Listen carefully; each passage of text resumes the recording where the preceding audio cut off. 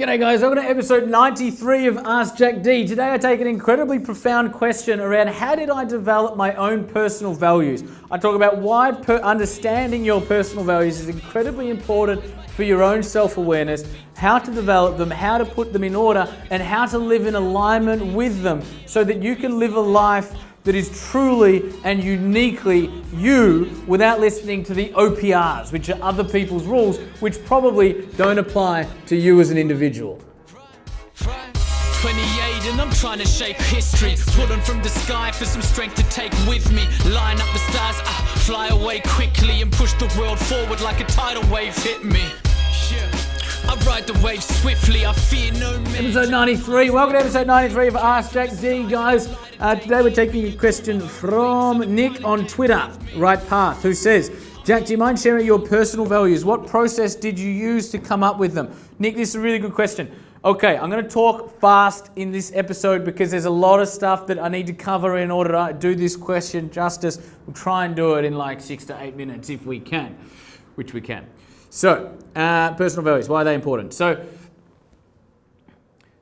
you guys often hear me talk about how as 1%ers, as entrepreneurs, as people walking any non-traditional path, we cannot operate with the same rule book as to everybody else, right? I call them OPRs, other people's rules.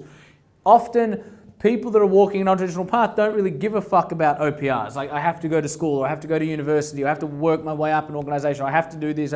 Occasionally someone comes along and goes, I don't actually need to do any of that. I'm just going to do me and follow my own path. In order to do that, you need to know what your rule book is. You need to know what you stand for. You need to know who you are. You know, self-aware, everyone talks about self-awareness. Values is the going into how to develop your own self-awareness, right? Personal values is simply a question of asking yourself, what is most important for me and my life, right? Personal values is simply about asking yourself, what is most important for me and my life, right? And they will be things that you want to experience. So it might be adventure, it might be fun, it might be love, it might be significance, it might be progress, it might be growth, it might be connection, it might be family. It might be certainty, it might be uncertainty, right? It is as unique as your fingerprint. My top 3 values, number 1, and like these changed, like did like a 180 in the last couple of years, right? My values, and this is the other thing about values, they change, particularly for people that are pursuing a dream and for people that are so yearning for growth and personal evolution all of the time. How you define success this year is probably different to how you defined success last year, right? I believe the only reason we ever do anything is because it's a representation of who we are.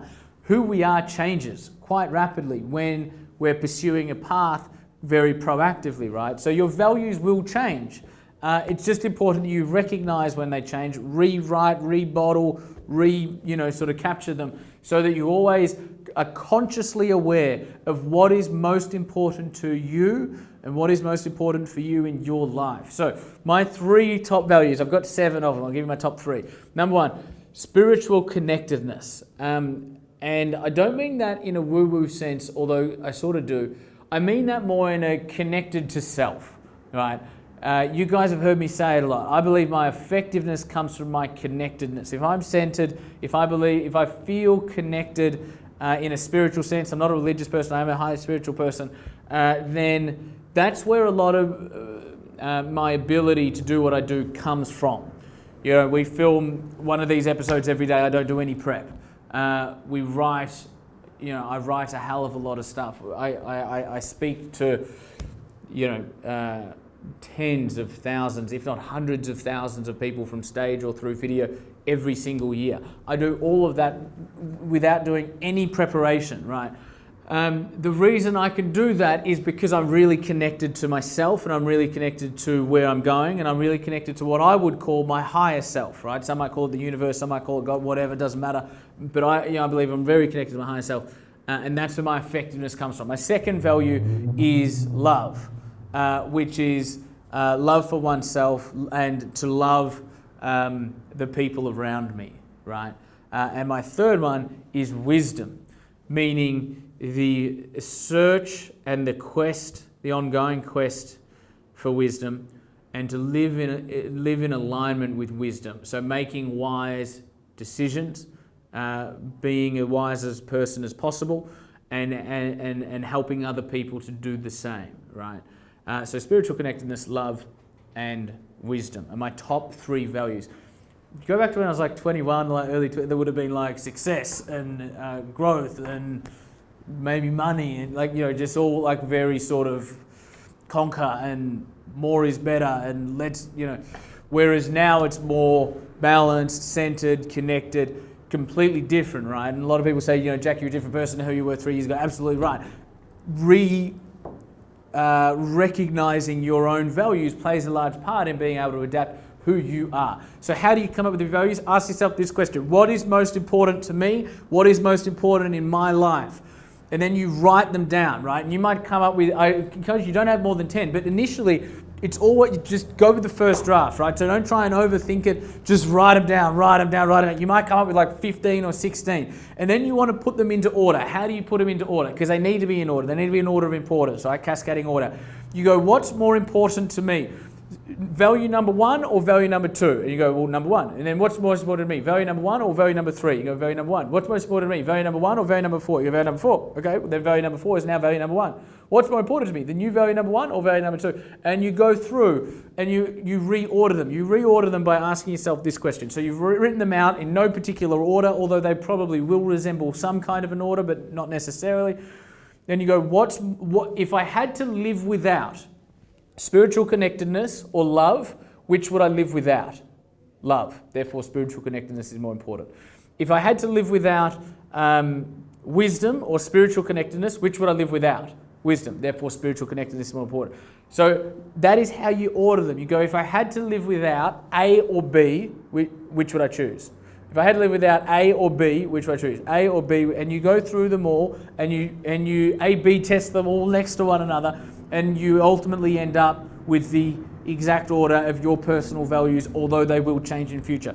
Then once you've got your values, that's your rule book, that's your playbook, that's what's important to you, and you build your business, and you build your life, and you build your relationships, and you build yourself according to your new rule book. The other thing I will say is this: we all have descriptors around our values, right? So what needs to happen in order for you to feel you're living in alignment with value number 1? What needs to happen in order for you to feel you're living in alignment with value number 2? These are your descriptors that will determine, kind of like your criteria, that will determine whether you feel you're living in alignment with those values. The less criteria, the happier you will be. People who are miserable have too many fucking rules. Meaning, let's say love is a value of yours. Person number A isn't a number. Person number 1 goes, in order to feel love, I need to wake up next to my partner. They need to roll over and look at me a certain way. They need to call me by this name. They then need to look at me like this. They then need to make me breakfast. I need to then get up, go through my morning, drive to work without seeing anything that I would perceive to be negative. I need to get to work. Everybody needs to love me. And there's all of these rules. That person is never going to feel like they are living in alignment with one of their highest values, being love, right? Person number 2 goes, in order to feel like I'm living in alignment with my value of love, all I need to do is recognize where love is and recognize where I love other people. 2 criteria to experience love. That person will feel love all of the time and whenever they choose to, because their criteria was minimal. And this is the other point, their criteria was only dependent on them. When your criteria to achieve your values relies on somebody or something else, you are at victim to that person or that event or that circumstance.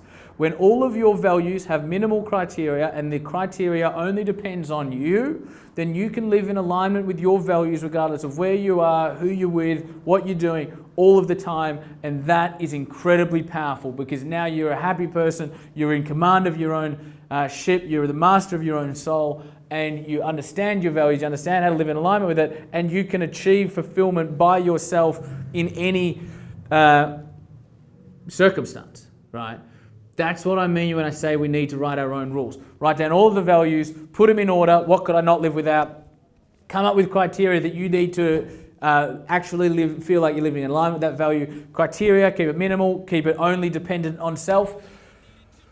That is how you live in alignment with your own rule book, being a 1%er, pursuing a path that is absolutely uniquely yourself. I've been there, I've just actualized a wish that I dreamed as a kid. Cause I'm